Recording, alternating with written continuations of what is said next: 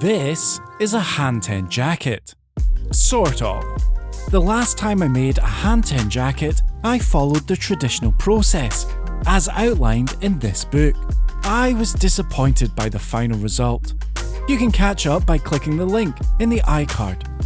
This time, I disregarded hundreds of years of tradition and was much happier with the end result.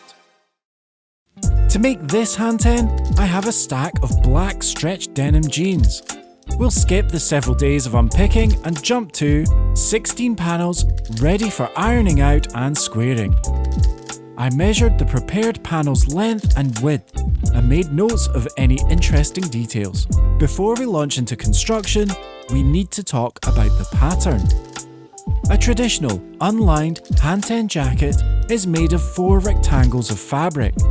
The main panel that makes up the front and back of the body, 2 sleeve panels, and a collar panel, the dimensions of which are dictated by 5 measurements.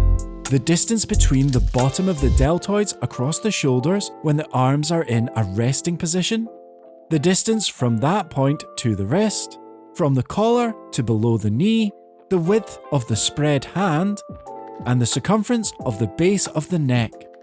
But my pattern deviates from this. My jacket will be 6 panels. Starting with the back, this will be made out of 3 of the jeans panels joined and cut to the traditional shoulder measurement, but the drop will be dictated by the length of the shortest panel. 2 of the widest jean panels will be attached at the shoulder to make the front. For each of the sleeves, 2 jeans panels will be joined. Instead of using the traditional folded construction, I will use a European-style tapered sleeve. However, with no sleeve head to preserve something of the Japanese silhouette. Finally, I'll join 2 of the jeans panels at their ends to make the collar and attach traditionally. I start by selecting 5 of the jeans panels to make up the front and back, and join the 3 back panels with flat felled seams. If you're following along at home, I've made an in-depth film covering how to sew a flat felled seam, and it's linked with the iCard. I probably shouldn't have used the actual garment in the demo film because I had to unpick and re-top stitch the seam I didn't use the twin needle on. At the same time, I also joined the jean panels that would make up the sleeves, and only broke 1 needle in the process. I folded the back panel in half and measured out my desired width and cut it to size. I then laid out the 2 front panels and the folded back panel so that the outside edge was perfectly aligned and squared off the shoulder edge. I kept refining this as I prepared the panels for the final flat felled seam that would join the fronts and back.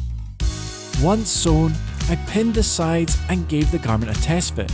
To my shock, this is sitting nice and flat on the back, and I have no idea why, but I'll take it.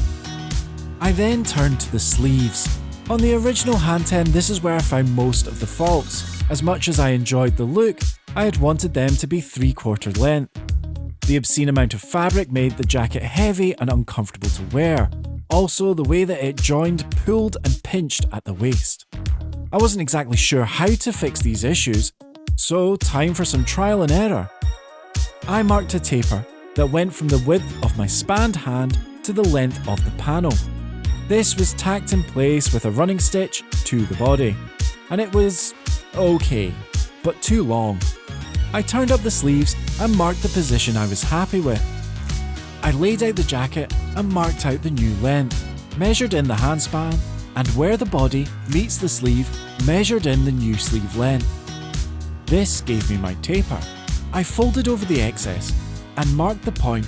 The edge crossed the taper line and marked another line from the end of the sleeve out to this point. I then added seam allowance for a French seam and unpicked the tacking, cut the new sleeve pattern and copied it over to the other sleeve. I also trimmed the longer sleeve to match. This is probably the wrong order of operations, but I went ahead and added the cuff to the sleeve at this point. Folding back the raw edge, stitching that in place, then pressing the cuff over onto the right side of the sleeve and adding 5 lines of decorative top stitching. I was very pleased with myself. I could now attach the sleeve.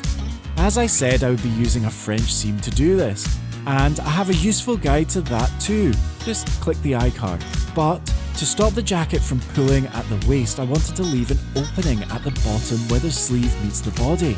I knew by leaving this gap, I would have to hem the bottom of the sleeve head and the gap between the end of the sleeve seam and the side seam.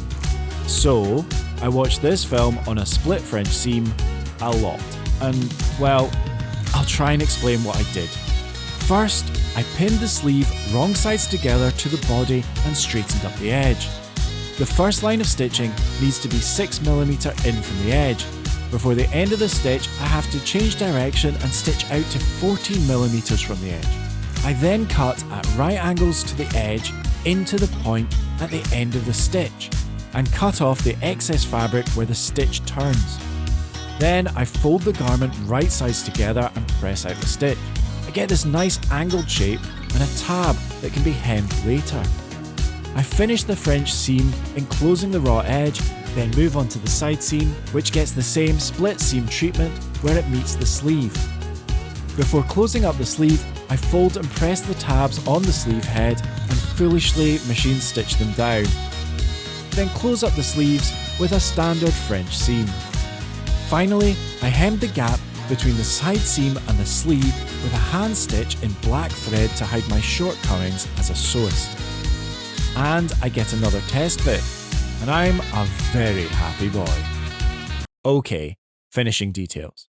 There was a point where I was going to crop this, but I chickened out and squared off the ends with as much length as possible. I made 2 little nicks, 2/3 of the way up the front raw edges and hemmed these, then gave a chunky hem to the bottom. I could now prepare the collar.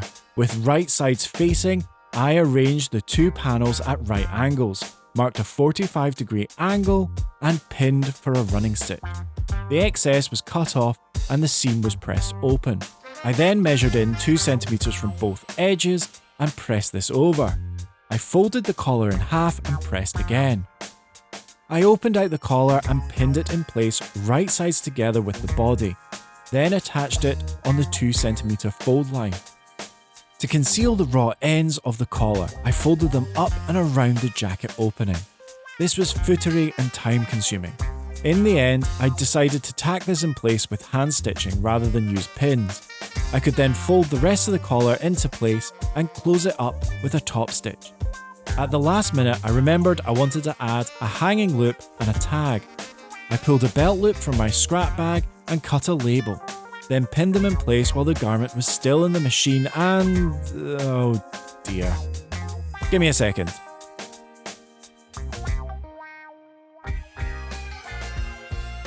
Almost.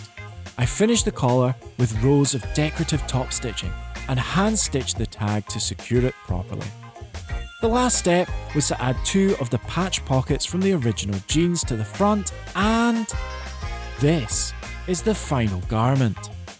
I am happy. There are moments of really good craft in this garment. As a whole, I've realised the silhouette that was in my mind. It's not as much of an event to wear as the appropriation jacket, it fits better with my existing wardrobe and makes me feel like Ogami Ito. But before I go full weeb, there are its many faults to discuss. I should have hand-stitched the hem on the bottom of the sleeve, or at least not used contrasting thread. I definitely got the order of operations wrong on the sleeve construction. If you have any insight into this, please let me know in the comments. With better planning, I could have avoided this pointy tab in my armpit. Also, since I went to all that trouble learning about split French seams, I could have gone the distance and added one to the side seam. This would have helped the garment hang better when my hands are in my trouser pockets. Also, you can see the width of my collar varies dramatically along its span, something that could have been avoided with proper measurement and squaring of the panels. This attention to detail was a problem at various stages and definitely something I need to work on. Lastly, there are a couple of holes that need to be patched, but that will be a different video. As I let the hero shots roll, thank you so much for making it this far. If you want to encourage me to keep making more videos, please like, subscribe, comment, share with your friends and family. Take out a full page ad in your local paper. Tattoo the channel logo into your flesh.